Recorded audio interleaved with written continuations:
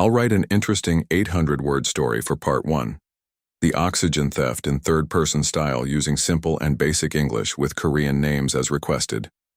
Aliens took Earth's oxygen. So humanity unleashed a fleet of dreadnoughts. It was a normal Tuesday morning when the sky changed. Han was walking to work in Seoul when he noticed something strange above the city. Big ships made of crystal floating in the air. They were beautiful but scary. No one knew what they were. Dr. Sue was the first person to understand what was happening. She worked at the big science building in Seoul. Her machines that checked the air started making loud noises. The oxygen levels were going down too fast. "This is not normal," she said, looking at her computer. The numbers kept dropping. She called her boss right away. By afternoon, the news was everywhere. The crystal ships were taking Earth's oxygen. They were like giant vacuums sucking the air we breathe. People started to panic. Dr. Sue went to the emergency meeting with world leaders. She showed them her findings. These aliens, I call them aerovores, are stealing our oxygen. At this rate, we will not have enough to breathe in 3 months. The room got very quiet. Then everyone started talking at once. In his military office, Admiral Do watched the meeting on video. He was a tough man who had served in the Navy for 30 years. When he heard what Dr. Sue said, his face got hard like stone. His family lived in Busan. His little granddaughter had breathing problems already. What would happen to her? "Get me the president," he said to his assistant. Outside, people were rushing to stores. They bought all the oxygen tanks and masks they could find. Schools closed. The government told everyone to stay inside to save energy and oxygen. Dr. Sue worked day and night. She wanted to understand the alien ships. Why did they want our oxygen? How did their machines work? 1 week after the ships came, trees started dying. Leaves turned brown and fell off. Fish died in lakes and oceans because the water didn't have enough oxygen. Birds fell from the sky. Admiral Do visited his family in the emergency shelter. The government had built big rooms underground where they pumped in clean air. His son Jin looked tired. His daughter-in-law Mi held their little girl, who wore a small oxygen mask. "Will we be okay, grandfather?" the little girl asked. Admiral Do smiled and patted her head, but inside he felt anger growing. He would not let these aliens kill his family slowly. That night he called Dr. Sue. "Can we fight them?" he asked. "Their ships have a weakness," she said. "The crystal material they use has a special pattern. If we hit it with the right sound waves or energy, it might break." "Then we need ships," Admiral Do said. "Big ships with special weapons." Dr. Sue nodded. "Yes, but we need time and resources." "I will get them," Admiral Do promised. The next day, Admiral Do met with the president and military leaders from around the world. "We cannot just wait to die," he said. "We must fight back." Some people thought it was impossible. The alien ships were too big, too advanced. But Admiral Do showed them Dr. Sue's research. "We can build ships to fight them," he said. "We will call them dreadnoughts." The president looked at the oxygen level charts. They were getting worse every day. People were dying already, animals too. The world was suffocating slowly. "Do it," the president said. "Use whatever you need." 2 weeks later, the work began in secret. Deep under the mountains, they built huge factories. The best scientists and engineers came from all over the world. Dr. Sue led the research team. Admiral Do led the military planning. People kept moving into underground shelters. The air outside was getting too thin to breathe normally. Hospitals were full. The whole planet was slowly dying. In his office, Admiral Do looked at pictures of Earth from space. The once blue planet was changing color. The oceans were darker. The green forests were turning brown. He picked up a photo of his family. "We will not die like this," he said to himself. "We will fight." Dr. Sue came into his office with new plans. "The first dreadnought design is ready," she said. "We can start building next week." Admiral Do nodded. He felt hope for the first time since the crystal ships appeared. "How long until it's ready to fight?" he asked. 3 months if we work fast," Dr. Sue said. "Make it 2. Admiral Doe replied. "We don't have much time left." Together they looked at the first blueprint of humanity's answer to the alien threat. The Dreadnought. It would be the biggest fighting ship humans had ever made. And it would carry the hopes of everyone on Earth. Deep underground in the mountains, hundreds of workers moved like busy ants. The secret base was huge, bigger than 10 football fields. This was where Project Dreadnought was taking shape. The world's last hope against the oxygen-stealing aliens. Dr. Sue walked through the main workshop, her footsteps echoing on the metal floor. Giant machines worked day and night. The air smelled of hot metal and sweat. Workers from all countries worked side by side. No one cared anymore about old fights between nations. Everyone was working together to survive. "How is the main engine coming along?" Dr. Sue asked Engineer Min. He was leading the team building the heart of the first Dreadnought. Min wiped his forehead with a dirty cloth. "We've solved the cooling problem. This engine will be ready in 3 days." Dr. Sue nodded and moved on. She hadn't slept well in weeks. None of them had. Outside this mountain base, the world was dying. Oxygen levels were now at 15% and falling. Normal was 21%.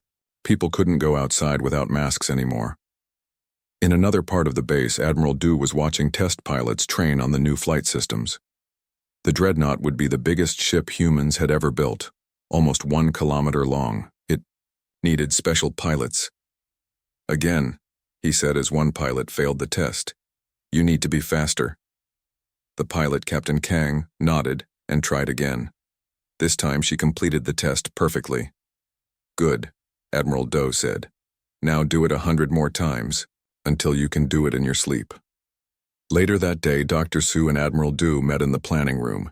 Maps and charts covered the walls. On the main screen was a 3D model of the first Dreadnought. "The weapons testing went well," Admiral Doe said. "The sonic cannons can break the crystal material of the alien ships." Dr. Sue picked up a small piece of crystal.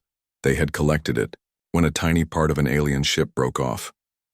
"Yes, but we need to get close enough to use the weapons. Their ships are fast." "That's why we need better engines," Admiral Doe said, "and better shields." They worked late into the night. Outside their mountain base, the world grew darker. More trees died, more animals too. The oceans were turning strange colors as plants and fish died. In the underground shelters, people tried to live normal lives. They had schools for children, small gardens with special lights, and even some entertainment. But everyone knew the truth. Without Project Dreadnought, humanity would slowly suffocate. 2 months after the project started, the first Dreadnought was taking shape. Its metal skeleton filled the biggest workshop. Workers swarmed over it like ants, welding, wiring, testing. "We're ahead of schedule," Dr. Sue told the president during her weekly report. "The first ship will be ready for testing in 2 weeks." "What, about the other 4?" the president asked. They had decided to build 5 Dreadnoughts. It was all they could make with the resources they had. "The second one is at 60%. The others are following," Dr. Sue said. The president looked tired. Like everyone, she wore an oxygen mask when outside the special rooms. "Good work, Dr. Sue. We're all counting on you." On his day off, Admiral Dew visited his family in the shelter. His granddaughter ran to him when he entered. She looked thinner than before. "Grandfather, did you bring me a present?" she asked. He smiled and gave her a small toy he had made from spare parts. It was a tiny model of the Dreadnought. "What is it?" she asked, turning it in her small hands. "It's our hope," he said simply. "The ship that will save us." That night, an alarm sounded in the base. Dr. Sue ran to the main control room. On the big screen, they could see that the aliens had started a new phase. Now they were taking oxygen from the oceans too. "This is bad," she said. "The levels will drop even faster now." Admiral Doe's face was hard. "How long do we have?" Dr. Sue did some quick calculations. 1 month, maybe less. "We need to finish the Dreadnoughts now," Admiral Doe said. They pushed the workers harder. Everyone worked 18-hour days. Sleep became a luxury no one could afford. The first Dreadnought was finished a week early.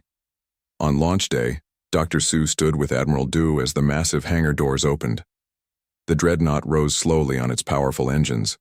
It was beautiful and terrible at the same time, humanity's answer to the alien threat. "Will it be enough?" Dr. Sue asked quietly. Admiral Dew watched as the huge ship climbed into the sky. "It has to be," he said. "We have no other choice." The Dreadnought disappeared into the clouds, heading for its first battle. Below, in the secret base, workers cheered. But Dr. Sue and Admiral Dew knew that the real test was still to come. Would their creation be strong enough to fight the aliens? The fate of Earth depended on the answer. 7 Dreadnoughts flew silently through the night sky. They had special paint that made them hard to see. Captain Tay led the main ship called Thunder. She looked at her screen showing the other 6 ships: Lightning, Storm, Typhoon, Tsunami, Cyclone, and Earthquake. They were humanity's first attack. Force against the aliens. "All ships ready," said Captain Tay into her radio. "Remember your training. Today we fight for Earth." The biggest alien ship hung over the Pacific Ocean. It was huge, at least 5 times bigger than a Dreadnought. Its crystal sides glowed blue as it sucked oxygen from the air and water. "Target in sight," said the pilot. "Distance, 50 kilometers." "Captain." Tay nodded. "Begin approach, stay in shadow formation." The 7 human ships moved closer, using clouds for cover. No one spoke. They knew that if they failed, Earth would have no chance. On the main screen, Captain Tay could see the alien ship clearly now. It looked like a giant blue crystal with many arms reaching down toward the ocean. Each arm pulled up a stream of water, took the oxygen, and dropped the rest back. "Weapons ready," said the weapons officer, Gil. His hands moved quickly over the controls. Sonic cannons charged. Captain Tay took a deep breath from her oxygen mask. The air on the ship was thin to save oxygen. "Attack Plan Alpha," she ordered. "Thunder and lightning will hit the main body. The rest target the arms." The Dreadnoughts broke formation. Their engines glowed as they sped toward the alien ship. For a moment, Captain Tay wondered if the aliens had seen them coming. Then alarms started ringing. "They've spotted us," shouted Gil. "Small fighter ships launching from the main vessel." Captain Tay gripped her chair. "Stay on target. Launch countermeasures." Dozens of small crystal ships poured out from the alien vessel. They were fast and deadly looking. "First contact in 10 seconds, said the pilot. Captain Tay pressed the ship-wide comm button. "All hands prepare for battle." The first alien fighters reached them. Beams of blue light shot toward the Dreadnoughts. Where they hit, frost formed. Instantly. "They're trying to freeze our systems," said Gil. "Shields holding at 90%. "Return fire," ordered Captain Tay. The Thunder's sonic cannons fired. The sound was too high to hear, but they could feel the ship vibrate. When the waves hit an alien fighter, its crystal body cracked and broke apart. "It works," someone shouted. Captain Tay allowed herself a small smile. "Press the attack. Get us closer to the main ship." The battle grew fiercer. The Dreadnought named Cyclone took heavy damage. Its engines failed and it started falling toward the ocean. "Cyclone is hit bad," reported the comm officer. "They're trying to make emergency water landing." "Tell Tsunami to cover them," said Captain Tay. "We continue to primary target." The main alien ship now turned its attention to the attack. Larger weapons on its surface began to glow. "Evasive action," shouted Captain Tay. The Thunder rolled sideways just as a massive blue beam shot past. The Earthquake wasn't so lucky. The beam hit it directly. "Earthquake is gone," said the comm officer quietly. Over 200 people had been on that ship. "Captain," Tay felt cold anger rise inside her. "Take us in closer. Prepare main cannon." The Thunder shook as alien weapons hit its shields. Warning lights flashed on many screens. "Shields at 40%, said Gil. "One more direct hit and we're in trouble." "Almost. In range," said the pilot. The Thunder was now so close to the alien ship that it filled their entire view screen. Up close they could see patterns in the crystal like writing or symbols. "Lock main sonic cannon on that central point," ordered Captain Tay, pointing to where all the crystal patterns seemed to meet. Gil worked quickly. Target locked. Captain Tay took a last look at the alien ship. "For Earth," she said. "Fire." The Thunder's main cannon used more power than a small city. When it fired, the lights on the ship dimmed for a second. The sonic wave was invisible, but powerful. It hit the alien ship's center point. At first nothing happened. Then a small crack appeared. The crack grew larger, spreading across the crystal surface like a spider web. "It's working!" shouted Gil. "All ships, target that break point," ordered Captain Tay. The remaining dreadnoughts fired their weapons at the same spot. The alien ship's crystal structure couldn't handle the sonic assault. With a silent flash of light, it broke into thousands of pieces. The control room erupted in cheers.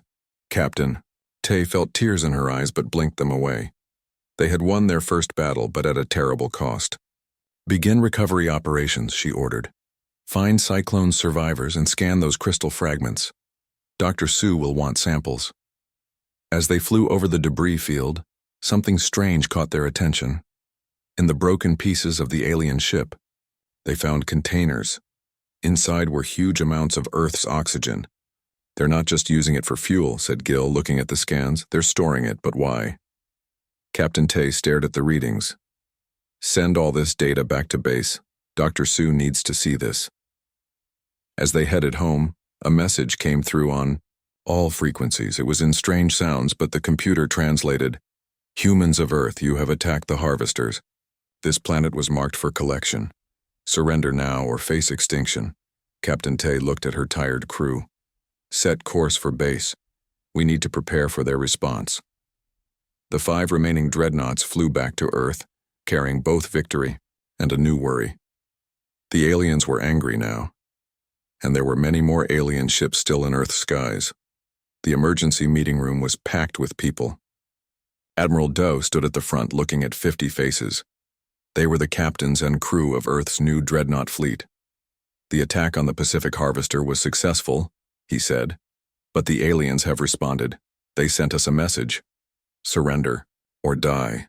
The room was quiet. Everyone had seen the new alien ships arriving, bigger and with more weapons.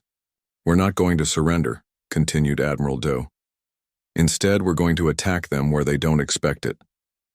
He pressed a button, and a picture of Mars appeared on the big screen. "Our satellites have discovered something important. The aliens are building a base on Mars. They're taking our oxygen there." Dr. Sue stepped forward. She looked tired but determined. "We now understand why they want our oxygen. They're trying to make Mars like Earth, but for themselves, not for us. They're stealing our air to make a new home." Captain Tay raised her hand. "So what's the plan?" Admiral Doe smiled slightly. "We take the fight to Mars. We hit their base before they can finish it." Some people in the room looked shocked. No human had ever been to Mars except in small research ships. Now they were talking about sending an attack fleet. "Impossible," someone said. "It's too far. We don't have enough fuel." "We do now," said Dr. Sue. She showed them a new engine design. "Using what we learned from the alien ship we destroyed, we can make the journey in 2 weeks instead of months." The room filled with excited talk. Admiral Doe let it continue for a minute, then raised his hand for quiet. "This will be dangerous," he said. "The aliens won't expect us to attack Mars, but once we're there, we'll be far from home with no help." Captain Tay stood up. "Thunder is ready. My crew is ready." One by one, the other captains stood too. Within an hour, the plan was set. 50 dreadnoughts would make the journey to Mars. It was almost all of Earth's fleet. 2 days later, the fleet left Earth. From the ground, people watched the ships rise into the sky, carrying their hopes with them. Dr. Sue went along on the main ship with Admiral Doe. They needed her brain for this mission. The journey was quiet at first. The ships moved faster than any human vessel had before. The crews trained every day, preparing for battle. On day 10, they saw Mars growing larger in their screens. Its red surface was changing. Parts of it looked green now. "They're already changing it," said Dr. Sue, looking at the scans. They've released oxygen into the atmosphere and planted their own kind of plants. Admiral Doe frowned. Our oxygen, our future, they're stealing it all. As they got closer to Mars, they began to see the alien base. It was huge, covering hundreds of square kilometers. Crystal towers reached up from the surface. Ships moved back and forth. They haven't seen us yet, said Captain Tay. Our new stealth systems are working. Admiral Doe gathered all the captains for a final meeting by video link. Remember the plan. The first group will attack the main base.